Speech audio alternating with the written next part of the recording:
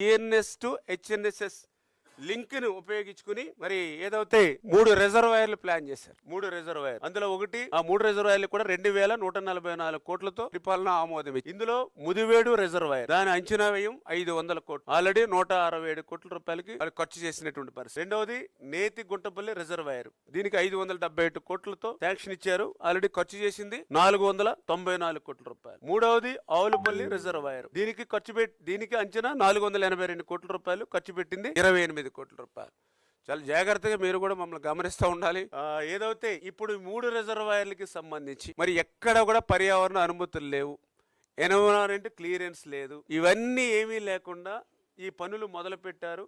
దగ్గర ఇప్పుడే చూస్తున్నారు, మీ దగ్గర 700 కోట్ల రూపాయలు ఆ యొక్క రిజర్వాయర్ నిమిత్తం వాళ్ళు ఖర్చు పెట్టినటువంటి పరిస్థితి. ఇక్కడ చాలా డైరెక్ట్ గా ఒక పర్యావరణ శాఖ మంత్రి, ఇప్పుడే మిత్రులు అడిగారు ఎవరా మంత్రి అని, తెలుసు మీకు పర్యావరణ శాఖ మంత్రి అంటే ఏంటంటే, కాకపోతే ఆ ప్రభుత్వంలో శాఖలు చెప్తే మంత్రులు గుర్తుకొచ్చేటువంటి పరిస్థితి ఏమీ లేదు. అంచేత పర్యావరణకి నేను పెద్ద శాఖ మంత్రి అన్న. పెద్ద శాఖ మంత్రి అంటే మీకు అర్థమైపోద్ది, పెద్దిరెడ్డి రామచంద్రారెడ్డి. సకల జనుల శాఖ మంత్రి అని అంటే అర్థమైపోద్ది మీకు. ఇంక నేను చెప్పనవసరంలా, శాఖలు చెప్తేనే డౌట్ వస్తుంది ఈ శాఖ ఎవరా అని మంత్రి. అట్లా కాకుండా వాళ్ళకు ఉన్నటువంటి ప్రజల్లో ఉన్నటువంటి భాష చెప్తేనే మీకు ఈజీగా అర్థమవుతుందని నా ప్రయత్నం. మీరు కూర్చొని ఏదో ఆరోపణ చేశారు, రామచంద్రారెడ్డి గారికి సంబంధించినటువంటి సంస్థకు ఏదో అవసరం లేనటువంటి పనులన్నీ మొదలు పెట్టారని చెప్పేసి మీరు ఆరోపణ చేశారు.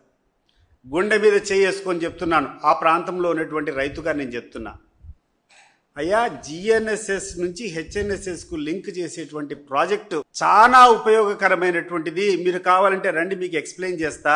ఈ రోజు కుప్పంకు నీళ్లు పోవాలంటే, టైలెండ్కు నీళ్లు పోవాలంటే, మీ ముఖ్యమంత్రి నియోజకవర్గానికి నీళ్లు పోవాలంటే 620 కిలోమీటర్లు దాదాపు ఆ కాంటూర్లంబడి అనేక లిఫ్ట్లు తీసుకొని పోవాలి. అది చాలా కష్టసాధ్యం. అదే ఈ రోజు జగన్మోహన్ రెడ్డి గారు ప్రారంభించినటువంటి GNSS HNSS link project complete అయితే 120 కిలోమీటర్లు మాత్రమే లిఫ్ట్ చేయాల్సి ఉంటుంది. దాదాపు 500 కిలోమీటర్లను మీరు ఎక్కడైతే మన కర్నూలు నుంచి మనం తీసుకొని పోతామో అవన్నీ కూడా షార్ట్ కట్ చేసుకొని ఓన్లీ 120 కిలోమీటర్స్ లిఫ్ట్తోనే మీకు మీ కుప్పంకు నీళ్లు పోయేదానికి అవకాశం ఉంటుంది. ఆ project GNSS to HNIs link project complete అయితే 3,30,000 ఎకరాలు తీవ్ర దుర్భరంతో ఉన్నటువంటి ప్రాంతాలంతా, హై ఎలివేటెడ్ ఏరియాస్ అంతా, చక్రాయపేట మండలం కావచ్చు, లక్కిరెడ్డిపల్లి మండలం కావచ్చు, రాయచోటి కావచ్చు, పొంగనూరు కావచ్చు, ఆ తర్వాత పూతలపట్టు దగ్గర నుంచి కుప్పము, రామకుప్పం, ఇవన్నీ కూడా శాంతిపురం మండలము, ముఖ్యమంత్రి గారి నియోజకవర్గంలో ఉన్నటువంటి శాంతిపురం మండలం కానీ, రామకుప్పం మండలం కానీ, కుప్పం మండలం కానీ, ఇవంతా కూడా చాలా ఎత్తైన ప్రాంతాలు. ఈ ప్రాంతానికి నీళ్లు పోవాలంటే ఈరోజు మీరు చేస్తున్నటువంటి హెచ్ఎన్ఎస్ఎస్ ద్వారా కంటే ఈ జిఎన్ఎస్ఎస్ హెచ్ఎన్ఎస్ఎస్ లింకు చాలా ఉపయోగము. దానికోసం ఆ ప్రాజెక్టు కోసము జగన్మోహన్ రెడ్డి గారి హయాంలో 1100 కోట్లు ఖర్చు పెట్టారు. ఆ ప్రాజెక్టు వెంటనే పూర్తి చేయండి. పూర్తి చేస్తే అందరికంటే బెనిఫిట్ పొందేది చంద్రబాబు నాయుడు గారు, కుప్పం కాన్స్టిట్యుయెన్సీ, అది గుర్తుపెట్టుకోండి. దాన్ని ఆపి దాంట్లో కూర్చొని ఏదో కోడిగుడ్డు మీద ఈకలు బీకే కార్యక్రమాన్ని మానుకోండి. ఇటు మన సైడ్ చూసుకుంటే ఆల్రెడీ మనకి మాల్యాలు ఉంది, ముచ్చిమర్రి ఉంది. అంటే ఇప్పుడు మనం ఇక్కడ ఇంతకీ ఎవరు చూసుకున్న వాటర్ ఎంత ఉంది, ఇక్కడ 34 టీఎంసీ ఉంది ఇక్కడ. అంటే 34 టీఎంసీని బోత్ రైట్ అండ్ లెఫ్ట్ తీసుకోవాలి. అలాగని మనం ఎవరిష్టం వచ్చినట్టు వాళ్ళు వాడుకోవడానికి ఏమి ఉండదు. ఎందుకంటే అక్కడ కేఆర్ఎంఏ ఉంది, ట్రిబ్యునల్ అవార్డు ఉంది. దాని ప్రకారం క్లియర్గా 512 టీఎంసీలు ఆంధ్రాకి, 299 తెలంగాణకి. ఆ రేషియో ప్రకారం చూస్తే ఈ 34లో నిజంగా 34 అక్కడ ఉంటే, రేపు నీకు 34 ఉంది కాబట్టి నేను తీసుకుంటానన్నా, 34 ఉందని తెలంగాణ తీసుకుంటానన్నా, అక్కడ కేఆర్ఎంబి నీ వాటా 66%. 66% అంటే మన ఏపీకి 22 టీఎంసీలు మాత్రమే తీసుకోవడానికి అవకాశం ఇస్తారు. అంటే ఆ రకంగా మరి ఇప్పుడు ఆలోచన చేస్తూ ఉంటే మాకు లోతుగా డిస్కషన్లోకి వచ్చింది. అందుకని ఇది మీరు కూడా ఒకసారి అవగాహనలోకి రావాలని చెప్పి ఒకసారి ప్రజెంటేషన్ ఇస్తూ ఉన్నా. ఇందులో ఏదైనా మార్పులు చేర్పులు, ఏదైనా ఇంకా మీరు సజెషన్స్ కానీ సూచనలు కానీ ఏదైనా ఇస్తే మేము కూడా చూసుకుంటాం. ఎందుకంటే ఇది ప్రజాధనం. మనం ఖర్చు పెట్టినటువంటి ప్రతి రూపాయి కూడా ప్రజలకు ఉపయోగపడాలి. మనం ఖర్చు పెట్టేటువంటి ప్రతి రూపాయి కూడా రాయలసీమకు ఉపయోగపడాలి, రాష్ట్ర అభివృద్ధికి తోడ్పడాలి.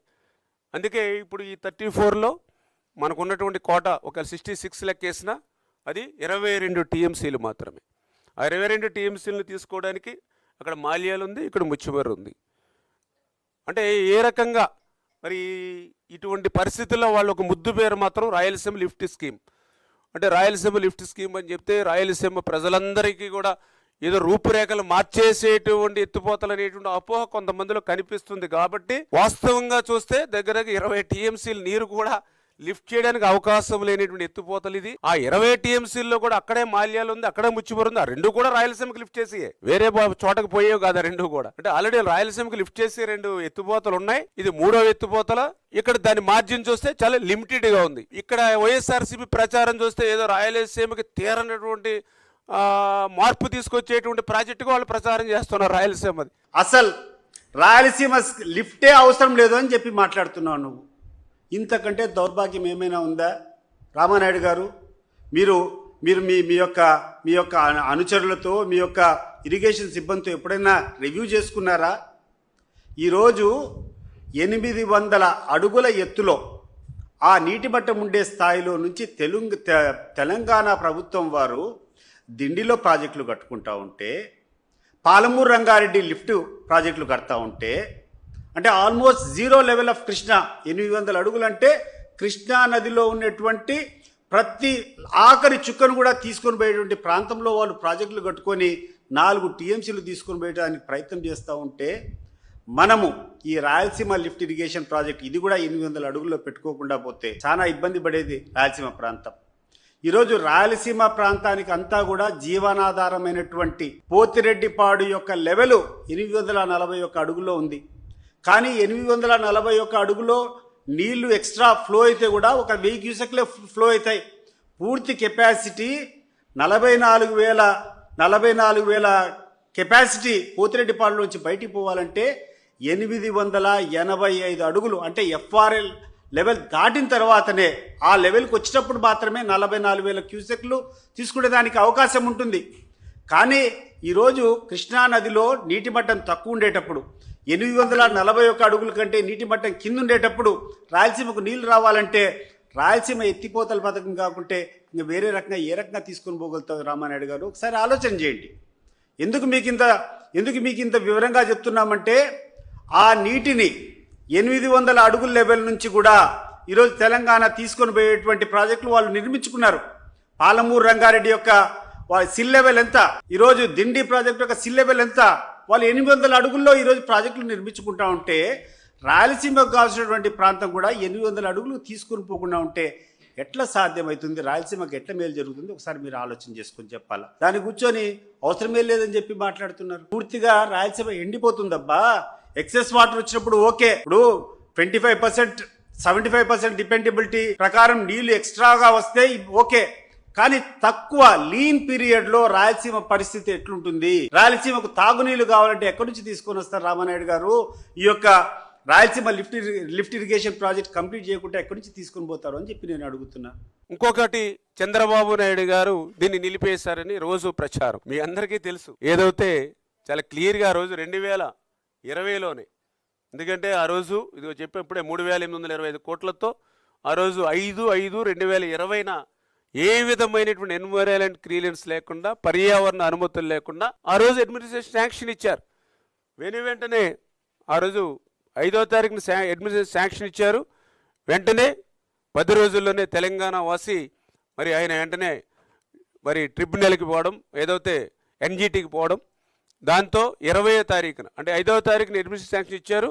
20వ తేదీనే వాళ్ళు వెంటనే పనులు 25 అంటే మే 20నే వాళ్ళు ఎటువంటి అనుమతులు లేకుండా పనులు ప్రారంభించడం వల్ల మరి ఎన్జిటి పనులు నిలిపేయని చెప్పేసి ఆదేశాలు ఇచ్చింది. మీరు ఒకసారి పరిశీలించండి. మీరు కూర్చొని మాట్లాడుతున్నారు. జీవో తీసుకొని వచ్చి రాయలసీమ ప్రాజెక్టు మొదలు పెట్టినటువంటి 15 రోజుల్లోనే ఎన్జిటి వాళ్ళు అబ్జెక్షన్స్ రైజ్ చేశారు. ఎన్జిటి వాళ్ళు వచ్చినప్పటి నుంచి ఆపినామని చెప్పారు. ఈరోజు మీకు ధైర్యం ఉంటే, నిజంగా మీకు చిత్తశుద్ధి ఉంటే మీరు రండి ప్రాజెక్ట్ దగ్గరికి, మీ ఎంబుక్స్ అన్ని తీసుకొని రండి, మీ అధికారులందరినీ కూర్చోబెట్టండి, చెప్తాం. జగన్మోహన్ రెడ్డి గారికి చిత్తశుద్ధి ఉంది. రాయలసీమ ప్రాజెక్టుల పైన రాజశేఖర రెడ్డి గారి కుటుంబానికి, రాజశేఖర రెడ్డి గారికి గాని, జగన్మోహన్ రెడ్డి గారికి గాని రాయలసీమ మీద అపారమైనటువంటి నమ్మకం ఉంది. అది వాళ్ళ సొంత ప్రాంతం అనేది కాదు, మోస్ట్ డిజర్వింగ్ పీపుల్. ఇది ఒక సవాల్ విసురుతున్నా. మీరు 10,000 క్యూసెక్స్ సామర్థ్యం ఉండేటువంటి పోతిరెడ్డిపాడును దమ్మునేటువంటి నాయకుడు కాబట్టి 44,000 క్యూసెక్ల సామర్థ్యానికి పెంచినటువంటి ధైర్యము రాయలసీమ మీద ప్రేమ ఉన్నటువంటి వ్యక్తి రాజశేఖర రెడ్డి గారు. ఆయన ఆ నిర్ణయం తీసుకున్న తర్వాత ఈరోజు జగన్మోహన్ రెడ్డి గారు కూర్చొని మరింత లోతుగా అధ్యయనం చేసుకొని లీన్ పీరియడ్లో కూడా ఈరోజు తెలంగాణ వాళ్ళు 800 అడుగుల్లో వాళ్ళ యొక్క సిల్ లెవెల్లో మీరు ఇరిగేషన్ ప్రాజెక్ట్స్ కడుతున్నారు కాబట్టి ఆ లీన్ పీరియడ్లో కూడా రాయలసీమ ఇబ్బంది పడకూడదు అని చెప్పి రాయలసీమ లిఫ్ట్ ఇరిగేషన్ ప్రాజెక్ట్ తీసుకొని వస్తే దాన్ని కూర్చొని మీరు తెలంగాణ ప్రభుత్వానికి తాకట్టు పెట్టేటువంటి విషయం ఈరోజు స్పష్టమవుతా ఉంది. ఎందుకు ఆగిపోయినాయి? ఏమైనా ఎన్జిటి వల్ల ఆగిపోయినాయా, లేకుంటే వేరే అనుమతి లేక ఆగిపోయినాయా అని చెప్పి మేమంతా ఆలోచన చేస్తూ ఉంటే తెలంగాణ ముఖ్యమంత్రి గారు స్పష్టంగా బయట పెట్టారు, ఇది దేనివల్ల ఆగిపోలేదు, నేను క్లోజ్ డోర్స్లో కూర్చొని చంద్రబాబు నాయుడు గారిని కన్విన్స్ చేసుకోగలిగినా కాబట్టి అని చెప్పి రేవంత్ రెడ్డి చెప్పినటువంటి మాటలు అది ఎక్కడో చెప్పలేనా, అసెంబ్లీలో చెప్పాడు.